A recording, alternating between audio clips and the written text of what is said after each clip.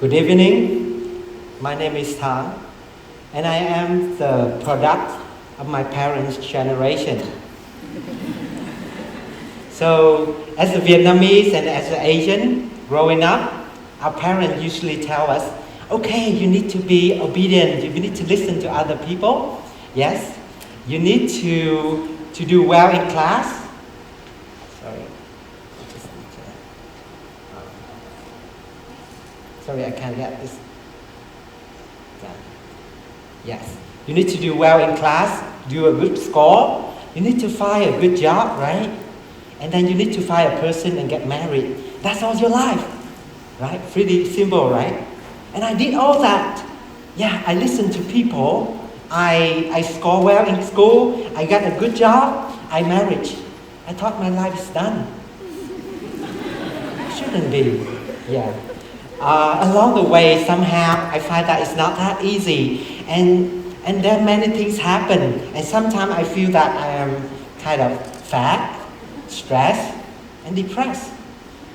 But that's not okay. I think, okay, my parents would tell that there's reason for them to tell me that, and this is just part of life. I'm okay. It's a part of the package deal. So sometimes you are good, sometimes you feel stressed. That's fine.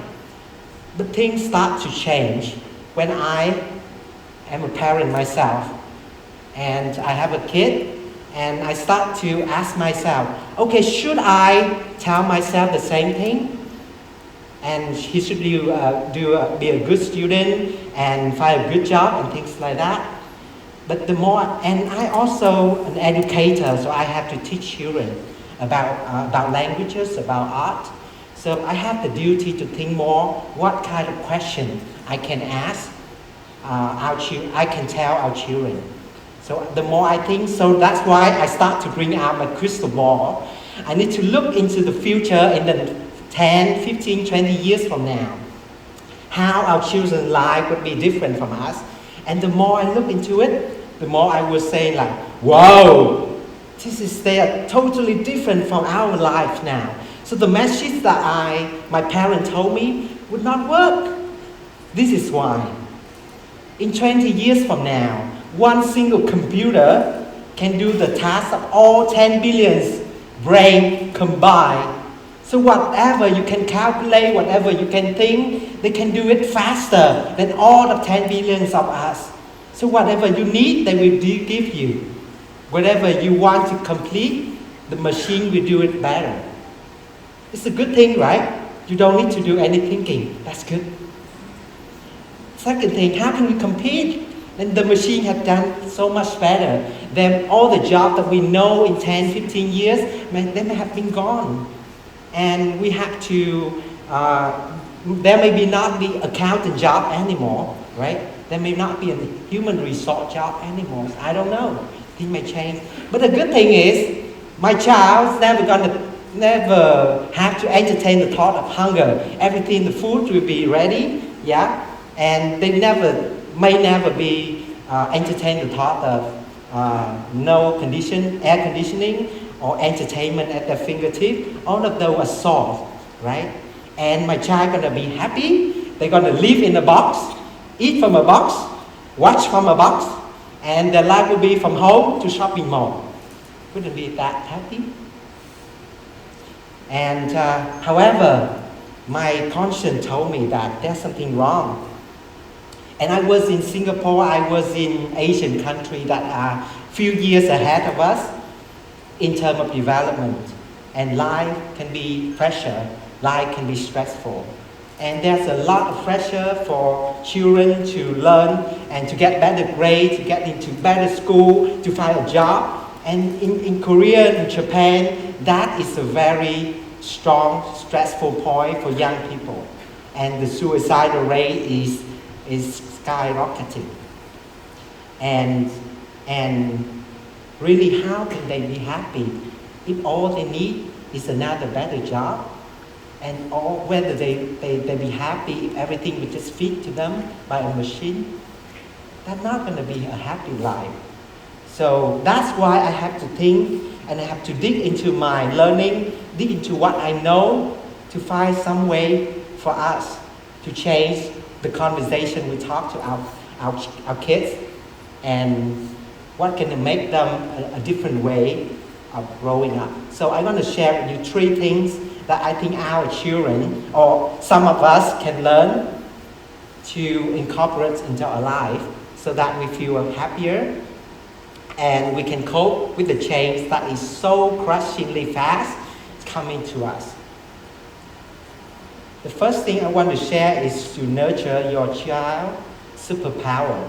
I'm not talking about the superpower that we say, okay, you're going to be the top student in the class, or you're going to get the best job in the market. It's not that kind of superpower.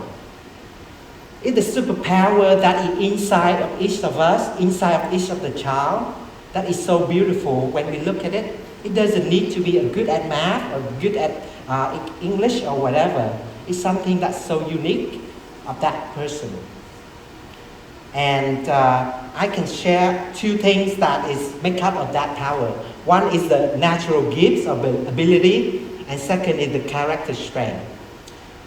So growing up, I was doing well in school. I went to overseas to study. I got job. But along the way, I didn't know what I'm really good at. I'm good at scoring in school. That's all. I'm not really sure what I'm really good at. And I just do whatever people give me the job to do. That's all. I didn't feel really happy about what I can do. Then along the way, when I was 28, 30, along the way, I got some job that doing translation, interpreting. And I realized I got the ability of my listening skill, my ability of my ear. I don't know what it is, but it's something that's strong there. I can listen, I can understand the person so quicker than any other interpreter. So I can interpret better or faster. It's just something so small, but it takes me 30 years to realize. Do my kid need 30 years for him to explore that? I know that someone here, they have the natural ability to draw, but no one tells them that. My parents never tell me that you have a good listening ear. Never told me that. You have to listen to other people and things like that, right? We do that. So the first thing is to find the natural talent. The second thing is character strength. Character strength is something that is inner in ourselves, that is morally values across culture. Something like courage, something like curiosity, kindness, love for beauty. These are things that make our heart light up, and they feel happy when we start to find these things in ourselves. Forgiveness, also leadership, these are the things that really touch ourselves. And the more we do and help our children to do this, they will feel confident, determined, tolerated, and enthusiastic. And this is the sign of a quality of life. So some of the action for parents or for you guys can do is that you should be a strength detector. You should be seeing the goodness in your children, right? Any person have the kid here? Yes, a few of them, yeah. We should look at them and say, oh, why don't you do like that? It's messy, it's not right, no. If we think and we change the lens and we look at our kids, we're going to see that there's a lot of things so beautiful in there, and they want to feel that you accept them, you see them as they are. And then we can offer them phrases like, if the child have a strong tendency for kindness, we can say, wow, I think that you try to be kind to someone when you have the opportunity to do so. And that's a great thing, and I really like that, and I'm proud of you. Would you be able to see that and tell that? I think that makes a huge difference in your children's life. Maybe if someone tells you that at the colleges, it's also make a difference to your life as well.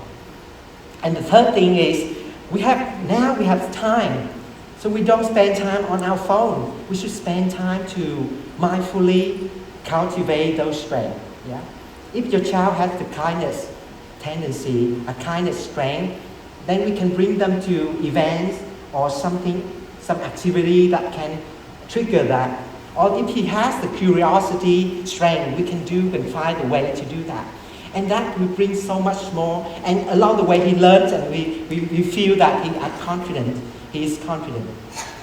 And he will use that in the future. Yeah. And that will bring happiness according to psychologists. The second thing is resilience. So when your child have something like anger or sadness or envy, what do you want to do? Usually, you say, don't cry, just smile. Is that something we do, right? Or do we just, oh, okay, this other fault is not your fault. Yes? Oh, I will help you. So we immediately help our child and do not let them handle the pressure. Or we just comfort them. Oh, okay, come here. It's okay, baby. So would your child be happy then? Would they be? They do. They do. They do for that moment. They do for that moment. But then along the way, when they grow up, when things is much harder happen, they can't control, they can't cope with it. They can't. So that's why resilience now is so important. It's one of the most valuable skills for a person to lead, and within this rapid race of technological change. So you see all the machine is doing much better. So every day now, one day is good, the next day is not good. The next day can be worse. How can your child deal with that? Yeah. How can your child deal with that? They need resilience. They need to how to deal with difficulty. They need to experience, they need to overcome the challenges. And when they can do that, they can enjoy the happiness longer because they know, okay, everything is easy, I can overcome that. Yeah. So some of the things that we can instill in our children is that to step back and let them handle the pressure, the challenges. Secondly is give them situations that challenging but manageable. Yes. And the third thing is very important, and I learned so much about it. That's something that countries like Singapore, America is putting into school from age of 6, is that they help the children to learn about emotion, to recognize the emotion. There are some emotions that make you feel good, and there are emotions that make you not feel good. And it's your job and it's your skill to recognize that and get over it. For example, if the child will be angry, we have the child to recognize that, okay, if you feel that negative emotion, that not feel good emotion, you can go to a corner by yourself, just take some deep breath, and it will go slowly go away. Because emotion is not you. That anger is not your friend. Emotion is just something that come and go. So these are the skills that is taught across the country, across the world now. Some of the countries they are doing, and I think that is very useful for our kids. The third thing is gratitude. Gratitude is something that makes you happy very long. Who want that?